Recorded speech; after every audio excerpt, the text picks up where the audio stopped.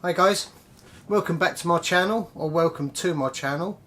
I'm John Hoffman. I live on the Romney Marsh in Kent in England, and today we're going to be studying some tonal values, which is a swear word to a lot of beginner artists. So stick with me and we might learn something together, hopefully. Not sure, I'm not going to promise anything. Let's have a look.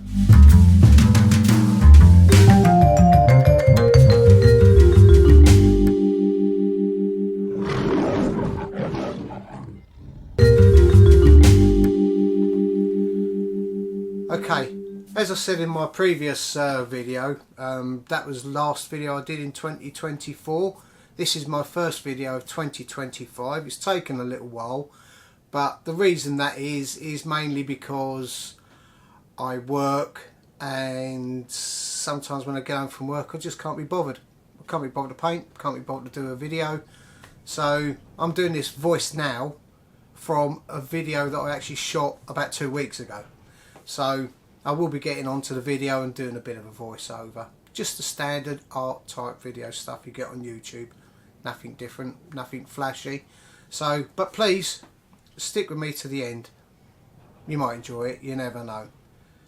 Anyway, the colours that I've got on my palette today are lemon yellow, cad red, alizarin crimson, burnt sienna, cerulean blue, and a little bit of ultramarine blue.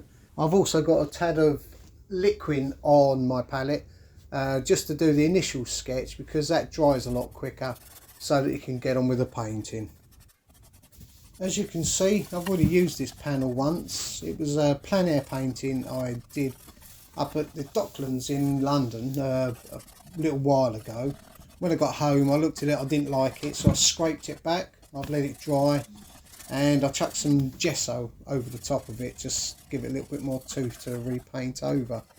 So I'm using it for this little project. Yep, as I say, this is just a tonal study. It's not a full painting. It's not something that's going to be hanging on anybody's wall anytime soon, I shouldn't imagine. But this is all just something I like to do every now and again. As you see, I've did the initial sketch with a mixture of liquid and some burnt sienna, and now I'm going over the top of it with a mixture of alizarin crimson, ultramarine blue, and I think I've put a little bit of liquid in there as well. As I say, I did paint this a couple of weeks ago, so I forget what I do half the time, I must admit. Old age, I suppose, really. Okay, so I'm going over with some mid-tone blues, just to give me a bit of a mid-tone.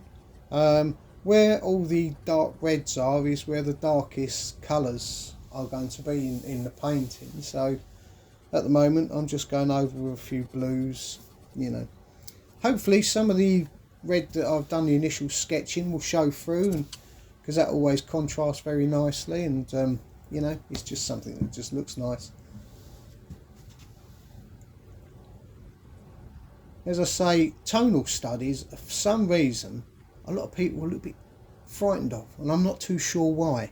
Because these are very important things to do. I don't know whether you do them in your own practice or not, but if you don't, give them a try, and I'll tell you, I'll guarantee that it will up your painting tenfold. You know, you'll be so more pleased with the paintings that you produce if you do tonal studies every now and again, because they are so important. But whenever I try to talk to students about it, when I'm doing my workshops or my demonstrations that I do for art clubs around Kent, it's always greeted with, oh no, not again, he's talking about tones and no-tan sketches, and you know, doing that sort of. But I honestly do think that getting tonal values in a painting is more important than getting the colours right. Not interested in the colours, as long as the tonal value is okay, then the painting should look okay. I mean, I could leave this painting like this really, just as a tonal value sketch, but I do go on. This was going to be just a standard still life painting, but I thought no, no, I don't want to do that just yet. I will have a little play because I haven't painted for a little while. I just thought I'd do a tonal study and video it, and hopefully, you know, get some interest from people that don't really know what and how to approach a tonal study.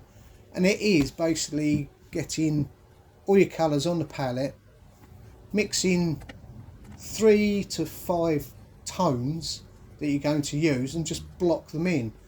Not do too much blending, not do too much realism to it at all, and it is just a good exercise to play about with. Here I'm doing the colour of the film. For those old people out there like myself, we all remember using film and in your cameras, so you know the colours of the film that comes out of those things. And you know, well, so blue and orange, complementary colours.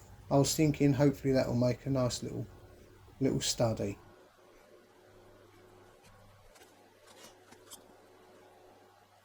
Here I'm going around, I'm doing a few highlights here and there, and it just brings the picture together a little bit more. I'm not using white. I don't think I used white at all on here. That was like a very, very light yellow. I think I used a bit of lemon yellow with a titanium white, and I think I did put a little bit of cad yellow in there as well, but on a really light side. You might hear a load of noise out the back. I don't know whether it's picking it up on my microphone, but we've got a little bit of storm going on down here in the Romney Marsh at the moment, and although in Ireland, Scotland, they had it quite bad, we've just got a tail end of a few high winds, and we've got some again today. Funny enough, it was a beautiful day yesterday. Clear blue skies, beautiful warm sunshine, a little bit of a nip in the air. And today it's just blowing a hoolie out there, so my studio's getting blown about a little bit. Basically this is it. This is really the painting. I mean, as I say, it's just a tonal study, darks, lights, edges, and that's all there is to it. I mean, they are so easy. I don't know why people don't like them, but it's one of those mystifying hates of art for some reason. All you got to do, light, medium, dark, edges. That is it. That's all you need to do, and I tell you, it will up your game in the paintings. It really will do.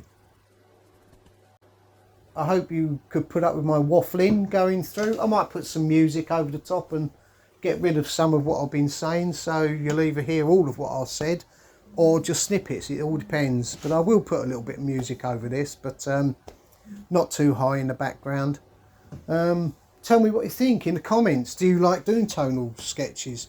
Do you do this sort? Please let me know. I like to know what other artists are doing, what other artists are thinking, and if there's anything you would like me to tackle that you would like to see on my channel, get in touch. Okay guys, thanks for that. Here's the finished article. That's the size of it. It's on a wooden panel. Quite nice to paint on actually, if you get a chance to have a go. Please tell me what you think down below there. Please subscribe if you haven't already done so. Please come back. If there's anything you'd like to see me do, just drop a little line down below there and I'll see what I can do. I'm going to try to get these out every 2 weeks, and I work in pastel, I work in oils, I work in charcoal and pencil. So if there's anything you'd like to see, just drop us a line and I'll see what I can do, and I'll accredit you and all that sort of malarkey. I'm not paid for this or anything, as you can see by the minuscule amount of supporters I've got, but as I say, come back and see me, make me smile. See you later guys. Let's listen to some rock and roll now, shall we? See you later. Bye bye.